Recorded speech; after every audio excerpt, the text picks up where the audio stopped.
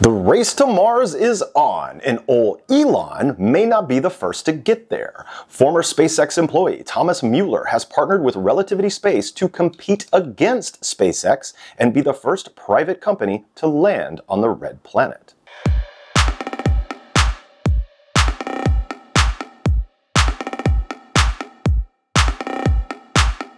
Hey everybody, it's Joel Tiger with Stegosaurus.tv. SpaceX has been busy this summer rolling out prototypes of their new super heavy rocket and deep space transport vessel called Starship.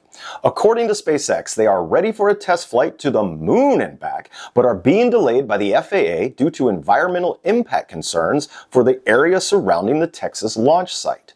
They hope to get things cleared up by the end of the summer. Mars and Earth are closest to each other every 26 months, and December 8th of this year will be one of those occasions. While SpaceX will not be ready to head to the red planet this year, the Japanese space agency will be making a launch to send an orbiter to Mars. The next close approach between Mars and Earth is in February of 2024, and SpaceX has a goal of launching an unmanned mission at that time, which will be the first commercial mission to the red planet.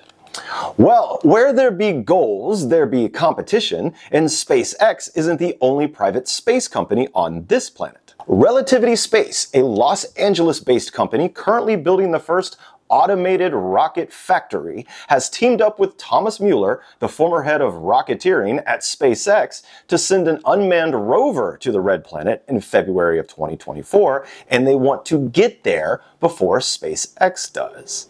It's a race! Now, as of press time, Relativity has not launched anything off of this rock, but they claim that their first 3D printed rocket, Terran 1, will be ready to go by the end of this year, and they have already signed up plenty of clients for terrestrial satellite delivery. One of those clients is OneWeb, who will have Relativity launch broadband satellites into Earth's orbit in an effort to compete against Elon Musk's Starlink internet service. Relativity's state-of-the-art facility features the largest 3D printers in the world and can build an entire rocket, the fuselage, the engine, and the fancy paint job in less than 60 days at roughly a quarter of the cost of other manufacturers.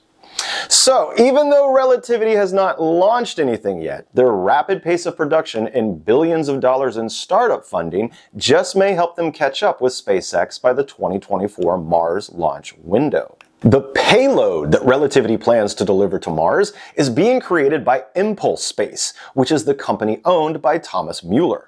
Their combined Mars cruise vehicle, entry capsule, and Mars lander will use the same technology that NASA and JPL have been using to land rovers and instruments on other planets in the past. So let's take a look at the current Mars race, the players, and their goals. First up, we have NASA, still the reigning champion with more landings and orbits on the red planet than anyone else, currently under presidential order, Obama, to send humans to Mars by 2033. NASA's primary goal is to find extraterrestrial life. The CNSA, the Chinese National Space Agency, is the second and only other agency besides NASA to successfully land a rover on the red planet, and they have just completed mapping all of Mars from orbit in June of this year. The CNSA plans to launch a manned mission to Mars in the early 2030s. UAESA, United Arab Emirates Space Agency, completed their first unmanned orbit of Mars last year and plans to build a permanent settlement on the red planet by 2117. I look forward to seeing that. JAXA, the Japanese Space Agency, plans to launch an orbiter to Mars during the window this year in 2022 and have an ambitious plan to later send a lander to the Mars moon Phobos, which will collect soil samples from Phobos and then return those samples to Earth. Pretty impressive. JAXA provided the launch services for the UAESA's, the Emirates Hope Orbiter 2 years ago. Rolling over to the private sector, we have SpaceX, of course, definitely the instigator of the Mars race. SpaceX has changed the game with their reusable rockets and streamlined production methods. SpaceX plans to send an unmanned mission to orbit the red planet in 2024. Now, Elon Musk has made many claims about his long-term plans for Mars, but the primary goal of SpaceX as a company is to make space transportation more affordable. Relativity Space aims to compete against SpaceX, the Camaro to their Mustang, by cutting cost on the production method of rockets and engines. Relativity's new facility features the largest 3D printers in the world, and they are already bringing in revenue. It's no secret that you need money to do cool shit. Impulse Space, owned by SpaceX veteran Thomas Mueller. Impulse aims to be the UPS of the cosmos, able to deliver a package to any planetary body you desire with real-time tracking updates and alien signature confirmation. And who do you think will be the winner? What company or agency is going to be the king of the cosmos during the next few decades? Tell me what you think in the comments below. Now, something to consider.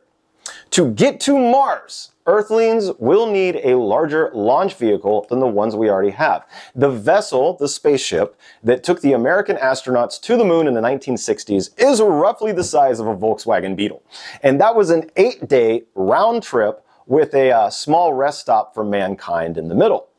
It takes 7 months just to get to Mars, so suffice it to say, we're going to need a bigger boat. And to launch that boat, we're going to need a bigger rocket.